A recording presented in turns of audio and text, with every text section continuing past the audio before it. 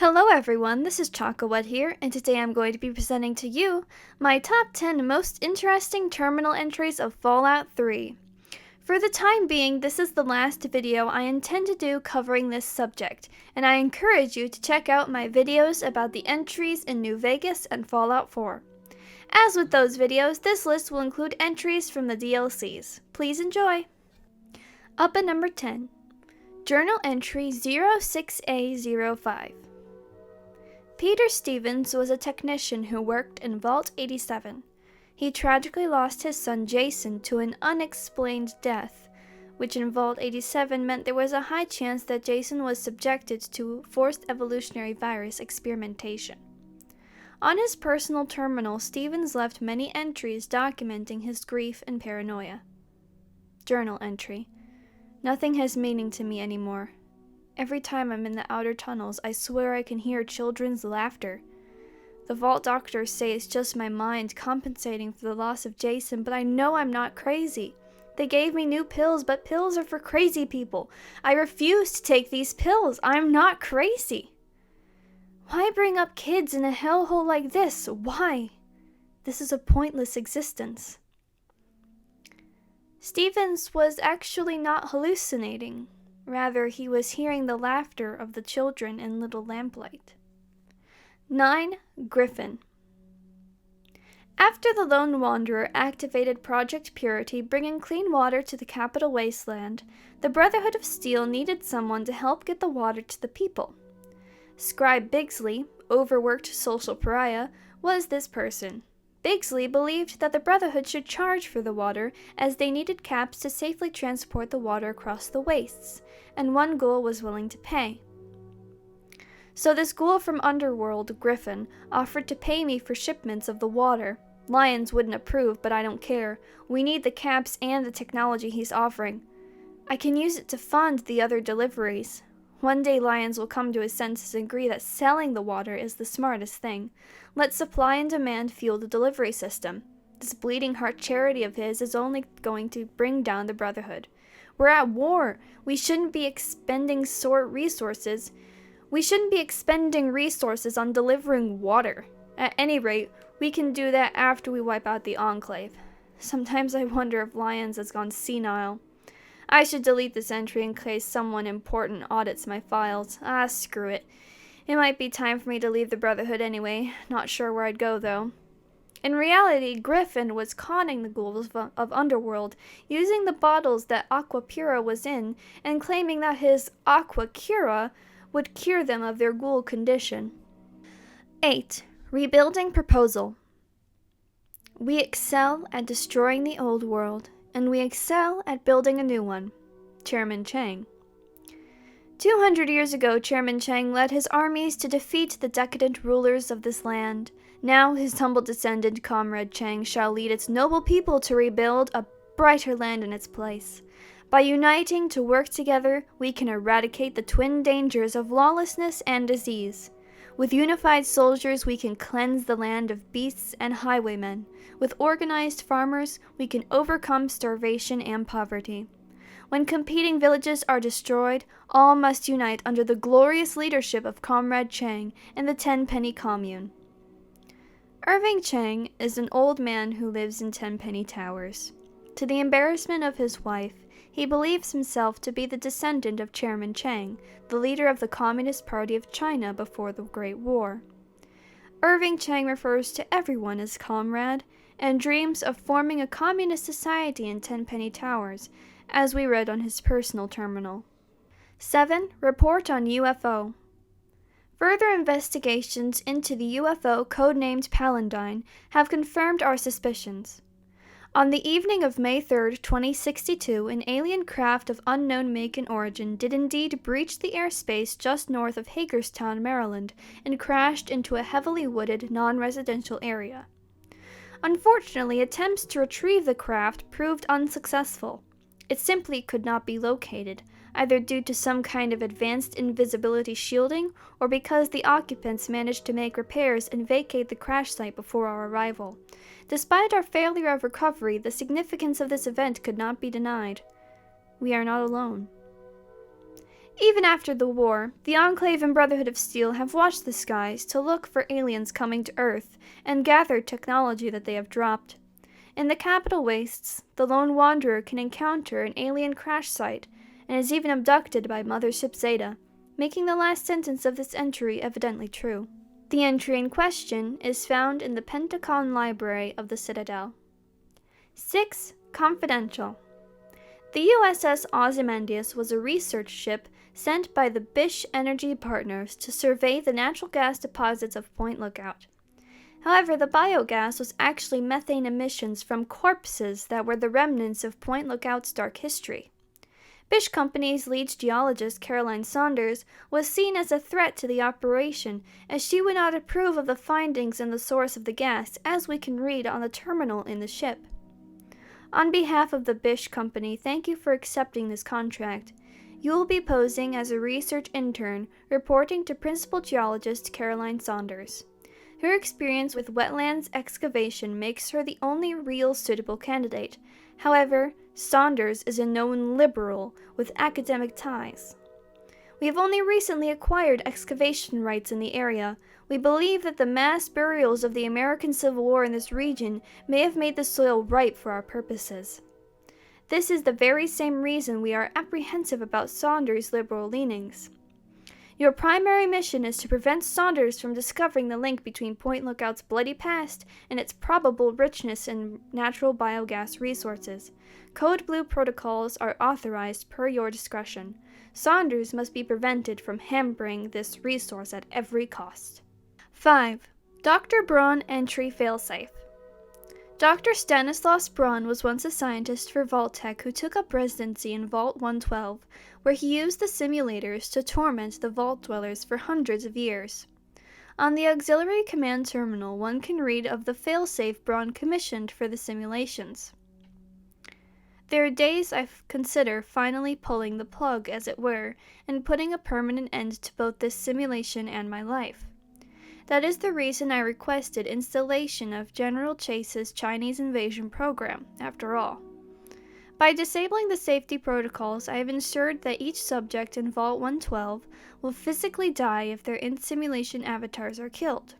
Real-world death, end of simulation, the perfect failsafe. At least it would have been, if not for my own misjudgment. I knew when the simulation first went online that the secondary safeties, those established for all Vault-Tec and military personnel, would prevent my own real-world demise in the event of a failsafe execution. In the end, I would kill the subjects and save myself. I wouldn't want it any other way, or so I thought. It's true the failsafe would scare the living hell out of every resident in Tranquility Lane and lead to their brutal deaths, but then what about me? I have no ability to disable my own safety from within the simulation, and any other avatars I could create would be driven by the simulation's AI routines and not actually living, thinking human subjects. What's the fun in tormenting a machine? And so the release of the real-world subjects is more than they deserve, more than I could bear. They'd be dead, and I'd be left here in Tranquility Lane, alone and tragically bored for all of eternity. I can think of nothing more unacceptable. 4. Data entry. Here I am, trapped in a room by myself, typing on a terminal, trying to keep myself busy. Hell, trying to keep myself sane. I don't know what it is about this place, but I want to get out of here. Yeah, get out of here. I can't even bring myself to open that damn door again. I hear those things wandering around outside, sniffing, screaming, doing whatever they do. When I first got here, I thought the place was abandoned and went around looking for anything to scavenge. 5 minutes later, I'm in this room scared half out of my mind. Things started chasing me. I fired a few shots, missed, and ran through the darkness. Ah, shit. Told old Billy to meet me here and bring me some extra ammunition and grenades. That was 3 days ago. Poor guy probably didn't make it too far. Those things better have given him a quick death. Listen to me babbling like a damn fool. Billy's all right. I'll just stick here until those things go away and meet up with him. What a story I have for him. Before the war, Dunwich Building was owned by the company Dunwich Boars LLC. Raiders and prospectors avoid the building at all costs, and many wastelanders know to steer clear of it for its bad aura. The building appears to be haunted by those who worked there before the war, as it phases between the past and the present. Most mysterious, however, is the shrine to the evil deity Ug Qualtoth, hidden within the building's depths. The entry was written by a poor soul who attempted to traverse the building, and their friend Billy died before finding them. 3. Trog Studies. The trogs of the pit were once humans who became infected with the troglodyte degeneration contagion. About 20% of the population of the pit has been transformed into trogs, and Dr. Sandra Kundanika in Haven has been studying them in hopes of creating a cure. Troglodyte degeneration contagion, research by Dr. Sandra Kundanika. An epidemic of the environs around the pit, which I have named troglodytic degeneration contagion, or simply TDC, appears to be the result of intensely concentrated radiation, but the unique toxins and pollutants in the pit cause it to be far more pervasive. Anyone living in TDC active areas experiences skin lesions after a few weeks of exposure, which can clear up after a month or more away from affected areas. For many healthy adults, this is the full extent of the effect. TDC also seems to interact with brain chemistry in a manner that produces a number of psychological effects, even if the subject remains physically healthy. I'll need to recover more information about psychosis before attempting to enumerate those effects. Approximately 20% of adults will progress further, losing higher reasoning and motor skills, over the course of years until they have degenerated into a bestial trog. No subjects have ever recovered from full degeneration, although wishful rumors persist of trog retaining memories or recognizing the faces of loved ones. More tragic, however, is the fact that children born in TDC active areas have a virtually 100% degeneration rate, often becoming feral within weeks of birth. 2. Private entry number 6. Before the war, Tom McMullen worked in Pittsburgh's supply plant as a supervisor. As the management of the plant began a plan to replace their workers with the far more efficient Protectrons, McMullen did his best to protect his employees' jobs. Unfortunately, as he documents in his terminal, the employees directed their anger at him and eventually tried to beat him up. This ended with bloodshed, as he records. I begged them to leave before the robots got here. They laughed and said they'd take care of the robots. It's me they wanted. Then came the familiar rattle of a Protectron. They got their attention. I soon heard laughter, cursing, and screaming down the hall. I opened the door and stepped outside. A couple of the workers burst around the corner screaming for help. A red laser lashed out from down the hall and severed Tim's right arm in two. I panicked and ran back into the closet and shut the door. The man slammed into the door and begged me to open it. I didn't say a word, just sat stunned, listening to their screams of agony as the robot finished them off one by one. Then silence. I put my ear to the door and listened. I heard the clanking of Protectron feet down the hall. I grabbed my pistol and backed away from the door. No way I'm opening this door before anyone or anything. Whoever reads this, let it be known that I did everything in my power to keep everyone's jobs at the plant, and let this be an example of how not to replace humans with machines. Tom McMullen, Supply Plant Supervisor. And for number 1, U.S. to annex Canada. In 2059, the U.S. military set up the Anchorage front line in Alaska to protect the natural resources there. After much pressuring, Canada gave in to the U.S. military, and Canada's resources were stretched and exploited for the war effort against China. Americans began to see Canada as Little America, even though much of the timberlands had been destroyed by them. Eventually, Canada was completely overrun and annexed, stripping it of its status as an autonomous nation. An article written on this subject can be found in the Capital Post terminal entries. By Dorothy Proud, Capital Post staff writer. In a move that is being widely viewed as both necessary and overdue, the United States military today declared that they will begin the immediate annexation of the country of Canada. The decision comes after a long and contentious relationship with the Canadian government that began shortly after the Chinese invasion of Anchorage, Alaska, in the winter of 2066. The Canadian leadership at that time expressed its opposition to American troops passing through their country or traversing their airspace, but ultimately capitulated. Tensions with our neighbor to the north have only escalated since then, as the United States has found itself relying heavily on Canada's natural resources, including wood cultivated from the country's great timberland forests, to maintain the war effort against China. But it was a recent near sabotage of the Alaskan pipeline that finally tipped the American military's hand. "That was the last straw," said Buzz Babcock, commander of U.S. forces in Canada. "You know what's been stopping the Reds from pouring into downtown Juneau? American soldiers, that's what. And now we've got to worry about someone. Chinese, Alaskan, or otherwise, taking out a pipeline? I don't think so. Effective immediately, United States troops are beginning a complete takeover of all Canadian assets and resources. Little America's ours, but let's face it, it always has been." I hope you've enjoyed my list and found it helpful, and remember to like and subscribe. Bye! Do you believe in kissing, honey? You bet I do. Well, I believe in kissing, honey, when the moon is new.